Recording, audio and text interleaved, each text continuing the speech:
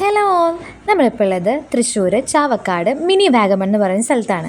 നമ്മുടെ save the date ഒക്കെ shoot ചെയ്യാൻ അല്ലെങ്കിൽ വേറെ ഏത് ഷൂട്ടാണെങ്കിലും ചെയ്യാൻ പറ്റിയ അടിപൊളി സ്ഥലമാണിത്. ഇവിടെ ഞങ്ങളുടെ അനിയൻ്റെ സേവ് ദ ഡേറ്റിൻ്റെ ഷൂട്ടിന് വേണ്ടി എത്തിയത്.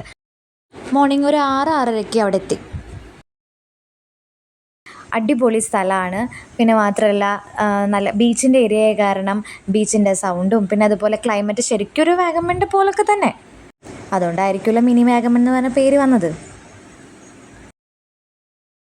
പിന്നെ ഇവിടെ നമുക്ക് പറയാനാണെങ്കിൽ നമുക്ക് മോഡൽസ് ആയിട്ട് ഇവിടെ കൊക്കുണ്ട്. പിന്നെ നല്ല അടിപൊളി ഒരു കുതിരയുണ്ട്. ഈ കുതിരേനെ പറ്റി പറയുകയാണെങ്കിൽ കുതിരയുടെ മുകളിലുള്ള സാധനം ഇപ്പോൾ വീഴേ. അപ്പോൾ അതിൽ കൂടെ പോകുന്ന ആ കപ്പിൾ അത് എടുക്കാൻ നോക്കുന്നുണ്ട്. പക്ഷെ അത് വേണോ വേണ്ടയോ ചിന്തയില്ല. അവസാനം ഇതൊരു നടക്കി പോകില്ല എന്ന് കാണുമ്പോൾ അതിൻ്റെ ആൾ തന്നെ വന്നിട്ട് അത് എടുക്കുന്നുണ്ട്. ആ ചേട്ടൻ വന്നിട്ട് ചോദിക്കുന്നുണ്ട് ഇതിന് എത്രയോ റേറ്റ് കാര്യങ്ങളൊക്കെ. ഇതൊക്കെ ഞാൻ ഊഹിക്കുന്നതാണ്. അപ്പോൾ എത്രയോ റേറ്റ് പറഞ്ഞിട്ടുണ്ടായിരിക്കാം, അത് അവർക്ക് പിടിച്ചിട്ടുണ്ടാവില്ല. അപ്പോൾ അവർ പറഞ്ഞു നിങ്ങളുടെ കുതിരയൊന്നും എനിക്ക് വേണ്ട, ഞാൻ തന്നെ ചെയ്തോളാം എന്ന്, ഞങ്ങൾ തന്നെ വീഡിയോ എടുത്തോളാം എന്ന് പറഞ്ഞിട്ട് അവർ പോകുന്നുണ്ട്. അങ്ങനെ പിന്നെ ഈ പോത്തുകളെ കണ്ട ഇവരായിരുന്നു ഏറ്റവും വലിയ ശല്യം. ഇവർ എപ്പോഴാണ് വെള്ളത്തേക്ക് പോവുക എപ്പോഴാണ് കരയ്ക്ക് വരാമെന്ന് പറയാൻ പറ്റില്ല. പിന്നെ മയിലുണ്ട് ഇവിടെ. ഇവർ കൂടാതെ വേറെയും കപ്പിൾസ് ഉണ്ടായിരുന്നു. അതിലൊരെണ്ണം ഇപ്പം ആ സൈഡിൽ കൂടെ പോയത്. ഇതിൽ പിന്നെ ഫോട്ടോഗ്രാഫർ പറയുന്നതാണെങ്കിൽ നമുക്ക് കേൾക്കാൻ പറ്റുള്ളൂ. അവരോട് അങ്ങോട്ട് നടക്കാൻ പറയുന്നു, ഇങ്ങോട്ട് നടക്കാൻ പറയുന്നു, ഓടാൻ പറയുന്നു, ചാടാൻ പറയുന്നു. ഞാനിതൊക്കെ നോക്കിക്കൊണ്ട് ക്യാമറയും പിടിച്ചുകൊണ്ട് ഇങ്ങനെ നടക്കണം. ഇതിൽ ഇവരോട് ഇനി ഒരു പോസ്റ്റ് ഇടാൻ പറയുന്നുണ്ട്. അപ്പോൾ അനിയത്തിയാരിട്ട പോസ്റ്റാണിത്. ഇത് കണ്ടിട്ട് അനിയൻ അവിടെ നിന്ന് മാറി പോകുന്നുണ്ട്. അപ്പോൾ അയാൾ പറയുന്നുണ്ട് കുഴപ്പമില്ല, അടുത്ത് നിന്ന് അവളൊന്നും ചെയ്യില്ല എന്ന്. അങ്ങനെ അവരുടെ ഷൂട്ടൊക്കെ നടന്നുകൊണ്ടിരിക്കുകയാണ്. അവൾക്ക് ഹാറ്റ് വേണ്ടിയിട്ടൊരു കളി ഉണ്ടായിരുന്നില്ല, ഫുൾ ടൈം ഹാറ്റിൽ തന്നെയായിരുന്നു. ഇതൊരു കപ്പിള്, 2,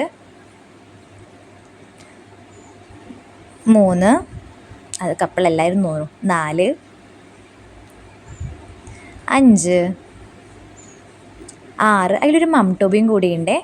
അത് ഞാൻ പിന്നെ ശ്രദ്ധിച്ചേ. 6, 7. ഇനിയും കുറേ ഉണ്ടായിരുന്നു. കുറച്ചൊക്കെ ഷൂട്ട് ചെയ്യാൻ പറ്റുള്ളൂ. ഞാൻ അവിടുത്തെ ബീച്ച് കണ്ടിട്ട് ഇവരോട് പറയുന്നുണ്ട് ഞാൻ ഇനി ബീച്ചിലേക്ക് പോയിക്കോട്ടെ, നമുക്കല്ലെങ്കിൽ ഇവിടുത്തെ നിർത്തി ബീച്ചിൽ പോകാമെന്നൊക്കെ പറയുന്നുണ്ട്. അപ്പോൾ അയാൾ പറഞ്ഞു ഇതിൽ കോൺസെൻട്രേറ്റ് ചെയ്യാൻ. അതിൽ കോൺസെൻട്രേറ്റ് ചെയ്ത് സൂം ചെയ്താണ് കാണുന്നത്. എമ്പുരാന് ശേഷം പൃഥ്വിരാജിനെ പോലെ എല്ല് കണ്ടുപിടിക്കലാണ് എൻ്റെ പണി. ഇത് നിങ്ങൾക്ക് എല്ലായിട്ട് തോന്നുന്നില്ലായിരിക്കും, പക്ഷെ ഇതെനിക്ക് ഒരു എല്ലാണ്. ഇതും എനിക്കൊരു എല്ലാണ്. ഇനി കുറച്ച് സാഹസിക നിമിഷങ്ങൾ നിങ്ങൾക്ക് കാണാം.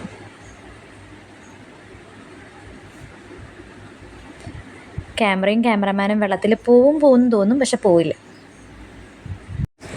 അവസാനം ഞാൻ എത്തി ബീച്ചിലെത്തി.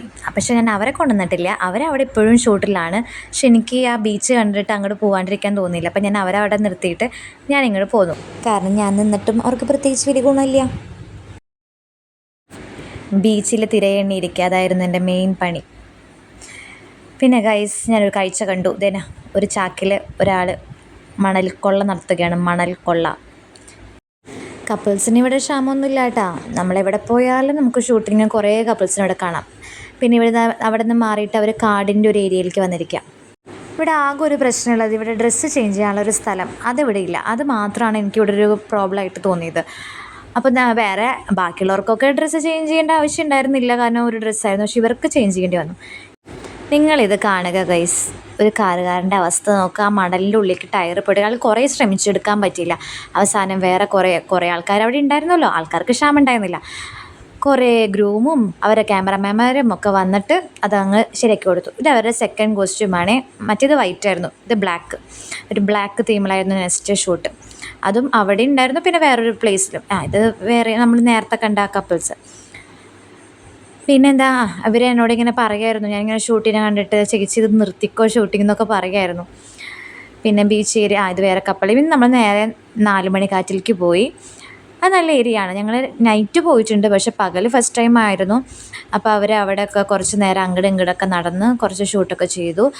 ഞാൻ കുറച്ച് കഴിഞ്ഞപ്പോൾ അവിടെയുള്ള ഒരു ഏരിയയിൽ പോയി ഇരുന്ന് അവിടുത്തെ ആളായിട്ട് കത്തി വെച്ചിരുന്നു. അവിടെ ഒരു ചേച്ചി ഉണ്ടായിരുന്നു, ചേച്ചി പണിയിലായിരുന്നു. പിന്നെ അവരവിടെയൊക്കെ നടന്നു. പിന്നെ ഇതൊന്നും സ്റ്റാർട്ട് ചെയ്തിട്ടില്ല, അവരൊക്കെ ക്ലീനിങ്ങും കാര്യങ്ങളൊക്കെ ആയിരുന്നു. അവർ പാലത്തിൻ്റെ മുകളിൽ കൂടെ നടക്കുക, കാരണം അവിടെ ആരുമില്ല, ബാക്കിൽ നമ്മളെ ഡിസ്റ്റർബ് ചെയ്യാൻ ആരും ഉണ്ടായിരുന്നില്ല. അപ്പോൾ ഫോട്ടോഗ്രാഫറും നല്ല സുഖമായിരുന്നു. പിന്നെ നമ്മൾ നേരെ 4 മണിക്കാറ്റിൻ്റെ ഓപ്പോസിറ്റ് ഒരു കാടുണ്ടെന്ന് പറഞ്ഞു. അതിന് കണ്ടൽക്കാടാണോ എന്നറിയില്ല, ഒരു കാടുണ്ടെന്ന് പറഞ്ഞു. അപ്പോൾ അതിൽ പോയിട്ട് അവർ പറഞ്ഞു ഷൂട്ട് ചെയ്തോളാൻ. അപ്പോൾ നമ്മൾ അവിടേക്ക് പോയി. അപ്പോൾ ഞാൻ വിചാരിച്ചു ഈ കാട്ടിൽ എന്തുണ്ടാവാനാണ്, പക്ഷേ കാട്ടിൽ കുറച്ച് നല്ല ഫോട്ടോസൊക്കെ കിട്ടിയിട്ടുണ്ടായിരുന്നു. ഈ ഏരിയ നല്ല രസമുണ്ടായിരുന്നു, കാരണം നമുക്ക് നടക്കാനുള്ള വഴിയൊക്കെ അവരൊരു തരം കല്ലൊക്കെ വെച്ചിട്ട് ആ ഒരു ഏരിയ മാത്രം നന്നായിട്ട് ഡെക്കറേറ്റൊക്കെ ചെയ്തിട്ടുണ്ട്. പിന്നെ ഇടയ്ക്ക് നമുക്ക് അധികം അങ്ങനെ ആൾക്കാർ യൂസ് ചെയ്യാത്ത കാരണം പാമ്പ് വരുമോ എന്നുള്ളൊരു പേടി ഉണ്ടായിരുന്നു, പക്ഷെ പാമ്പൊന്നും വന്നില്ല. അങ്ങനെ ഗൈസ് അവർ വീണ്ടും ഒരു കാട്ടിലേക്ക് പോവുകയാണ്. ആദ്യം ഫോട്ടോഗ്രാഫർ അവരെ വിട്ടു, കാരണം പാമ്പ് എന്തെങ്കിലും ഉണ്ടെങ്കിൽ പോയി ടെസ്റ്റ് ചെയ്തിട്ട് വരട്ടെ എന്ന് വെച്ചിട്ടായിരിക്കാം മേ ബി.